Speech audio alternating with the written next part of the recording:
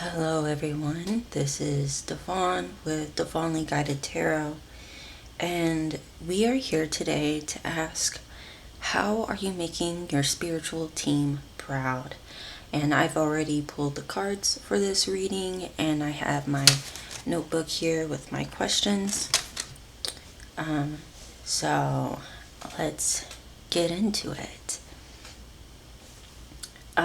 So let's define spiritual team here. Spiritual team is your ancestors, your angels, your spirit guides, your highest self, your past lives, everyone who is in the spiritual realm, not on this earth, that has a interest in your well-being. So, our first question here is, what do they love about you? Now, when I pulled this card, I was a little confused at first, and then it came through very loud and clear that you know when to leave, like a bad situation or something that's just not working out for you. And then we have, what personality trait do you have that makes them proud? And for this one, I was like, oh, they have a acceptance of change. And then I heard and growth, and I wrote it down, but then I was like, I have to change it. It's, you have an acceptance of change as growth. You never think of the ending of a cycle as, oh, this is the end of a cycle and I'm going to be upset about it. It is, oh, there's something new out there for me. You're excited about it. You're ignited by it. And they love that about you. That is, I don't know if you're just like naturally optimistic. I don't think that you are. But you might be like me, where you thrive on change, and the change is what motivates you. That is kind of the feeling that I'm getting. And then for your third question, we have a moment in time that they were full of pride in you.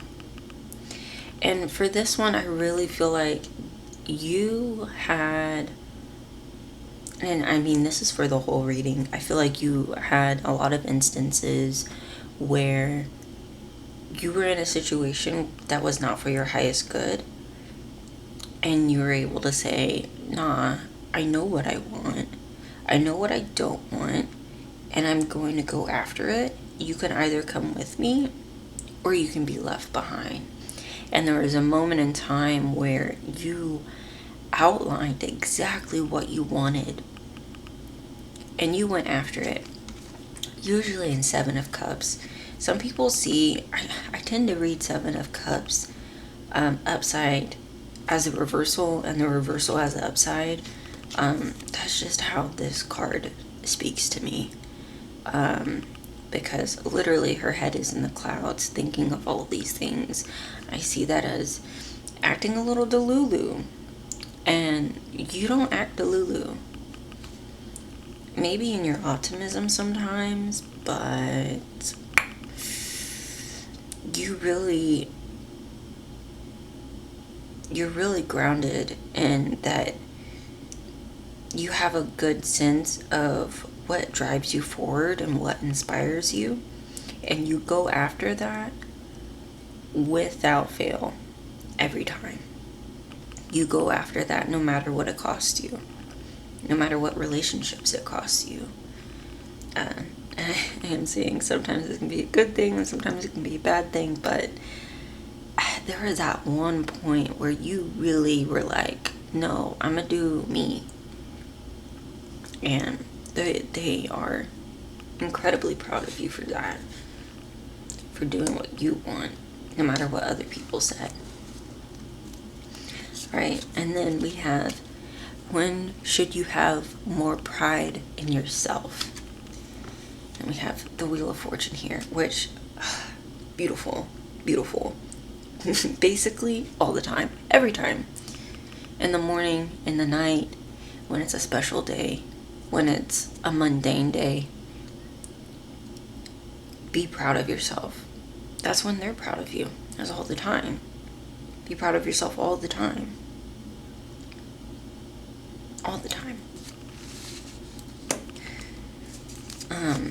And then these two oracle cards I actually got recently.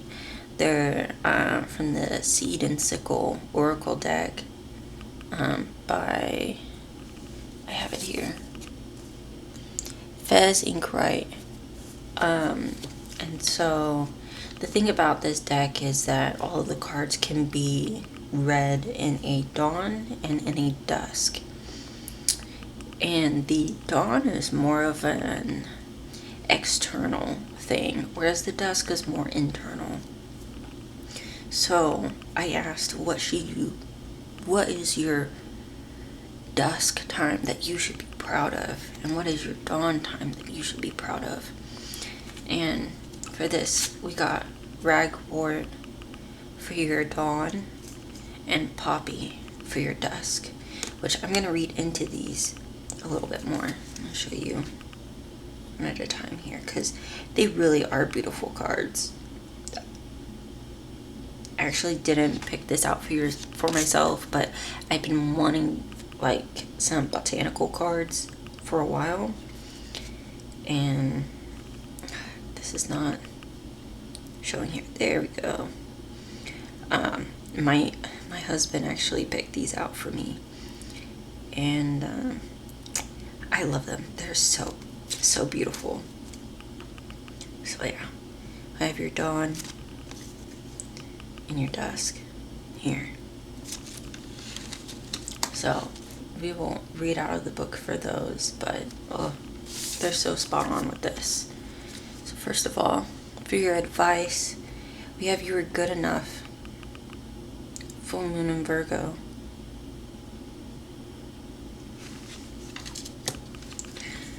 We have a fiery climax approaches. Full moon in Aries. Energy is gaining momentum. Waxing moon. And the end of a tough cycle approaches. Full moon in Capricorn. I am getting the sense that you are either a earth or a fire sign, which would really explain these two cards about you. Honestly, all three of these, why they're so prideful in like your ability, your confidence in yourself, and your confidence in knowing what you want.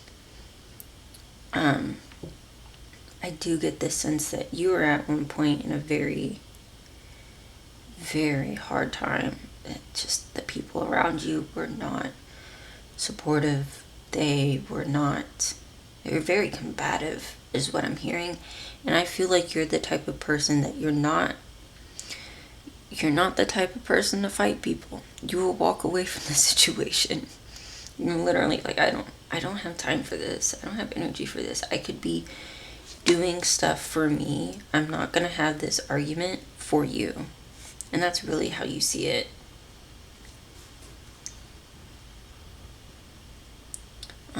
Yeah, I do want to put some emphasis on this Wheel of Fortune here. And this was, when should you have more pride in yourself? And I really get the feeling that they want you to know that no matter how little you feel like you have accomplished, your spirit guides are always going to be proud of you. Your spiritual team is always proud of you. And that's when you should be proud of yourself, is always.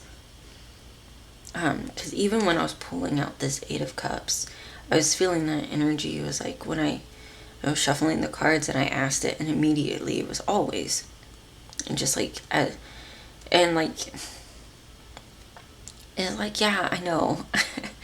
I know, always. But like, a specific time, please. And they said there was a situation that you left. And it might have been like a family situation, either the family you were born into or the family that you built. But there was a very strong, I don't even want to say support system, because I feel like there wasn't a whole lot of support, but your safe space, the people that were occupying your safe space with you were not safe, and you had to leave. You had to change. And I really think that made it to where you could be this person, accepting change as growth. The one thing about this death card that I always really loved, that's not my cards, is that there's all these different people as death approaches. And for you, I'm really getting not so much, I feel like this is your path. You were once this little girl here who didn't realize that death was coming for her. I'm gonna make sure you can see her. She doesn't know that she's supposed to be having strong emotions in this moment. She's wearing this yellow, and this old woman is wearing this yellow. She's not afraid. She knows that this is a fact about life. She knows that this is going to happen. Whether she tries to stop it or not, it's going to happen. Change is going to come. And I see here these two towers and the sun coming up. The new beginning for you. I really feel like maybe you have a connection to the Fool card in this little girl, because there has to be a certain level of acceptance and naivete that comes with that. The way that you experience death and change and transformation. And with the old woman, that naivete is gone. But the courage to accept transformation is still there.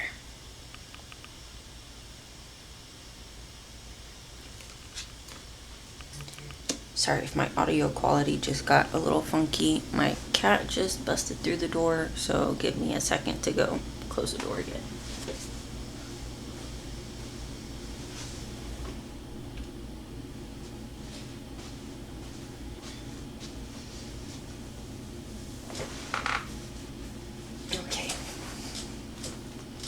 So, yeah, I really get this sense that you have been through a lot, and you have fought really hard to get out of that situation.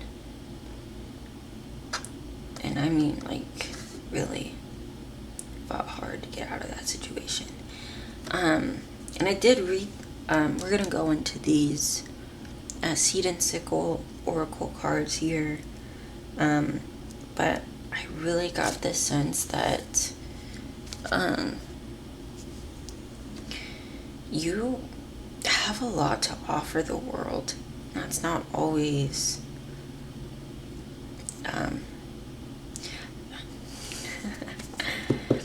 it's funny, I wasn't actually going to do these questions, and I'm feeling called to speak on it now. The questions that I was originally going to ask was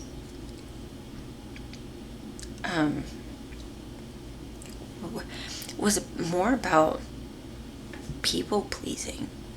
I wasn't planning on doing this one. I was going to do a what do people like about you, which I will probably do in the future. So stay tuned for that if you want it. But a lot of it came through when I was constructing the questions. It really came through as, what do people like about you? Who deserves your kindness and these positive attributes about you? Who's taking advantage of these positive attributes about you? And you've escaped that situation where you are doing all this people pleasing. I mean, there's still moments, of course, but I really see it as you are well on your way to being your own person, if you haven't figured out who that is already. And I think maybe you have. Oh my gosh, now my cat is trying to leave. Give me a second. Oh my gosh.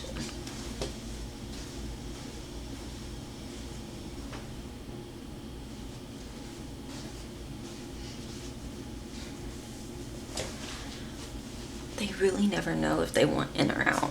They cannot decide at all. Okay. So Ragwort has what you should be proud of, your dawn. And for Ragwort here, he says, Ragwort is seen as an invasive weed by many, but it is also valuable and a sole food source for the striking cinnabar moth, which moths and butterflies are a symbolism of transformation and change and growth. You may have been feeling lately that what you have to offer does not fulfill what others want from you, but you have your own unique skill set to provide what others cannot. You may simply be growing in the wrong place, or it may be that the person who will value you above others has not appeared to you yet. Stay true to yourself, and you will be feeling appreciated soon. And I really feel like that was the situation here with this 8 of Cups and the 7 of Cups. You knew that you wanted to be appreciated and loved. And I'm really hearing that you were filling other people's cups before your own. And that act in of itself was not appreciated. That act in of itself was not appreciated. And that deserves appreciation. You are worthy of appreciation. You are good enough to get appreciation. And I feel like you know that, but I just want this to be a little pep talk for you, and you deserve to hear it more. You deserve to hear it more. Okay, let's go into the poppy, which is your dusk. In Greek mythology, the poppy was created by the goddess Demeter to grant herself a restful sleep after the loss of her daughter Persephone.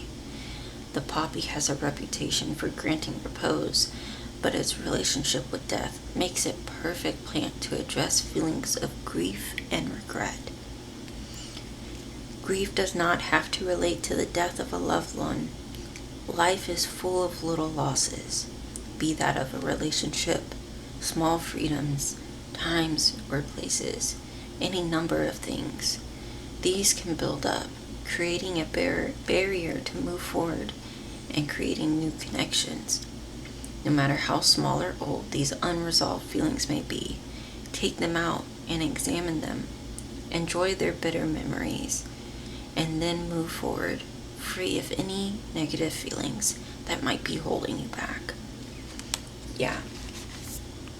I really feel like they are very proud of you for getting out of this situation. And if you haven't had the time to grieve the support that you should have had in this, grieve that. You were supposed to get support. They were supposed to have your back. And maybe you have gone through the entire grief process, and if that's so, that is definitely something to be proud of as well. So, and for your advice, or I say advice, but we have the end of a tough cycle approaches. I am sensing that this is fairly recent, maybe. Or maybe you've been going through something that is bringing all of these emotions back up with the poppy here. But it is coming to an end, and the things that you have been working towards are coming soon.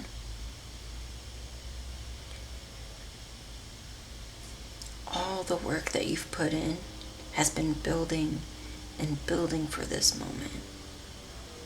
You've earned it. You're good enough. Your spirit guides believe in you.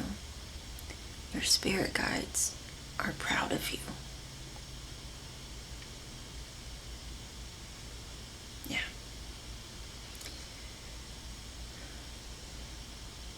Be blessed. Stay blessed. I will see y'all some other time.